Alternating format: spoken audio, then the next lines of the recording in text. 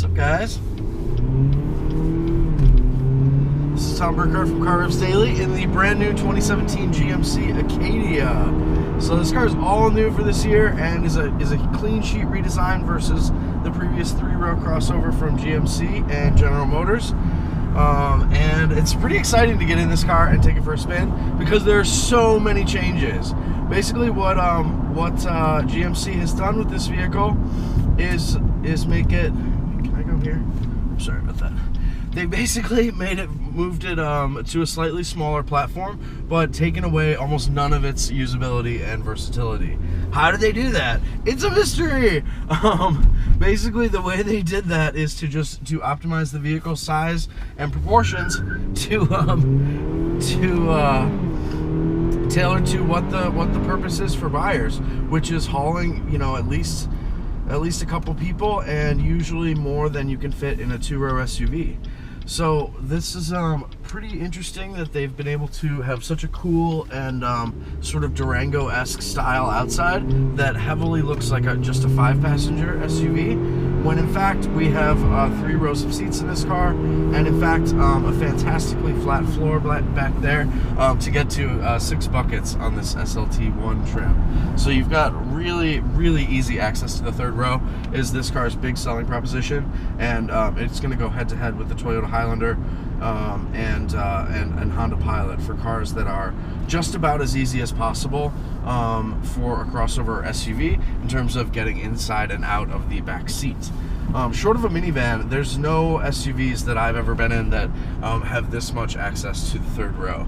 So that's definitely saying something because you know the drill. I mean, almost all SUVs, even the biggest full-size ones, in order to get in that 3rd row, the old school one was you'd have to climb over the whole seat, and then the new style is that there's some kind of release and the seat flips or it scoots forward in the 2nd row and lets people climb in the 3rd row.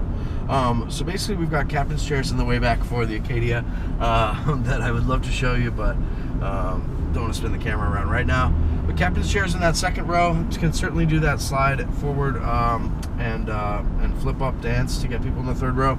But you've also just got a really easy access point right through the middle of those 2 bucket seats in the 2nd row to get back there.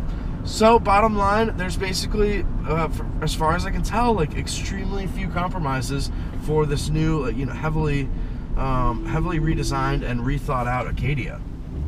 When you first see it, you're definitely going to think, oh, it's much smaller, I don't know if I could do this. But it's really still so perfect inside that I would have a hard time believing you because it's that good at its packaging.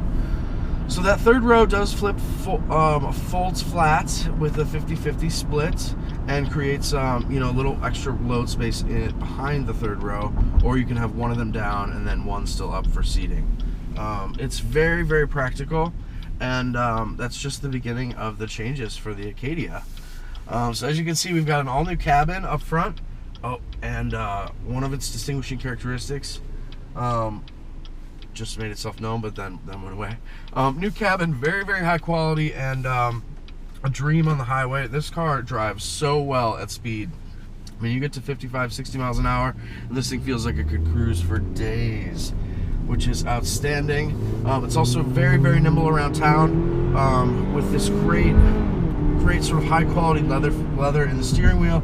Some interesting stitching here. A little less high quality for some of the other surfaces, but it's still very good at these prices.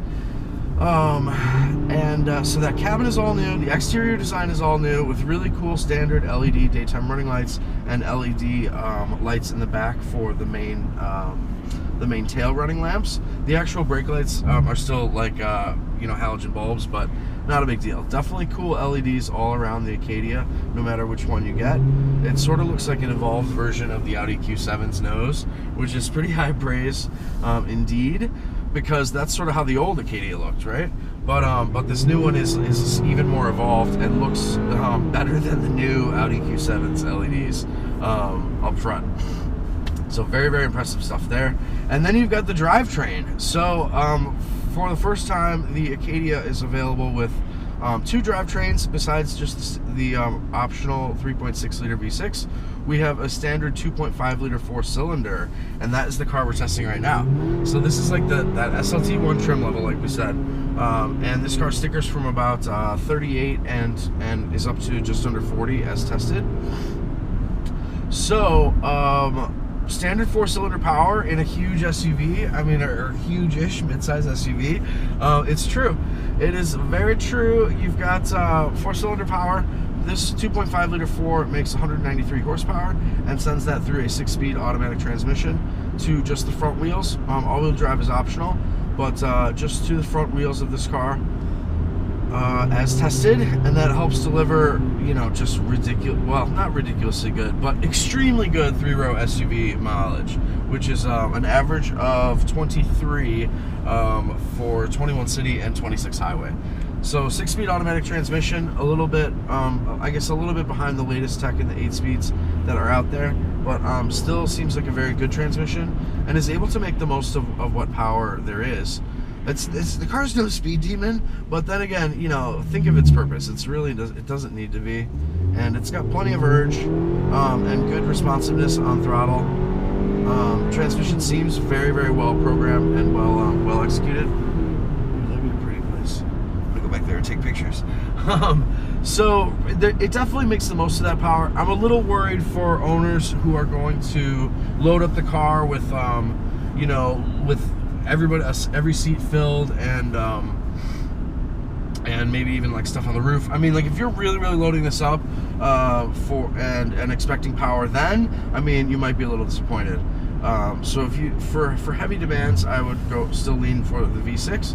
But for standard like around town duties, I mean it's hard to beat the 4-cylinders blend of like really low price and really good efficiency.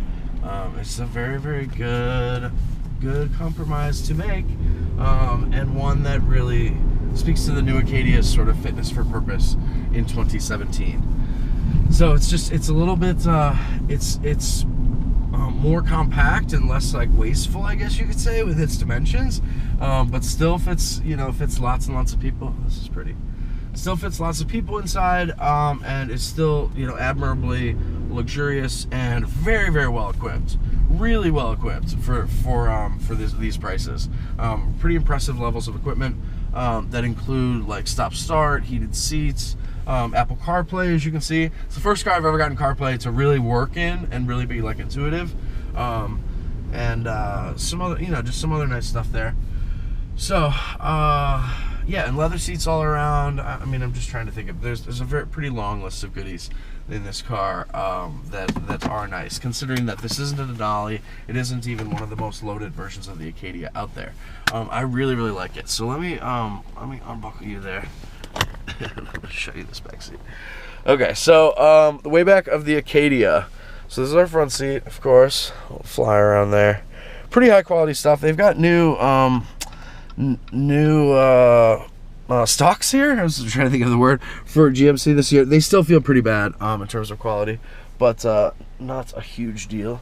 And then that way back area, as you can see, you've got two really generous captain's chairs for the second row, and see little things like nice LED lights for the dome lamps. I mean, it shows the level of tech stuff in this car.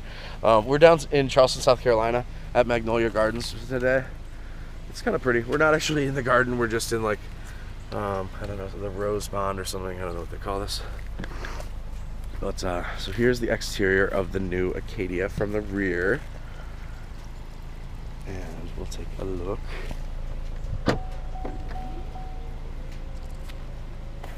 So this is the cargo area with one seat folded, of course, and then we can go both seats down or both seats up.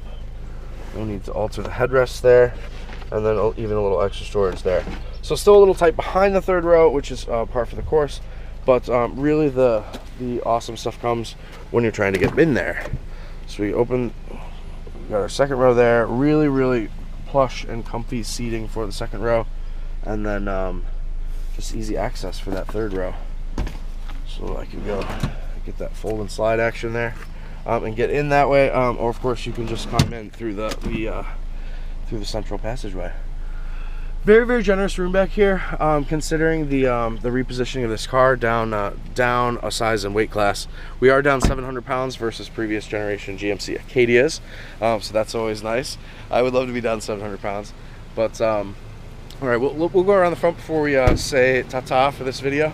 But we can check out the new ACADIA's nose.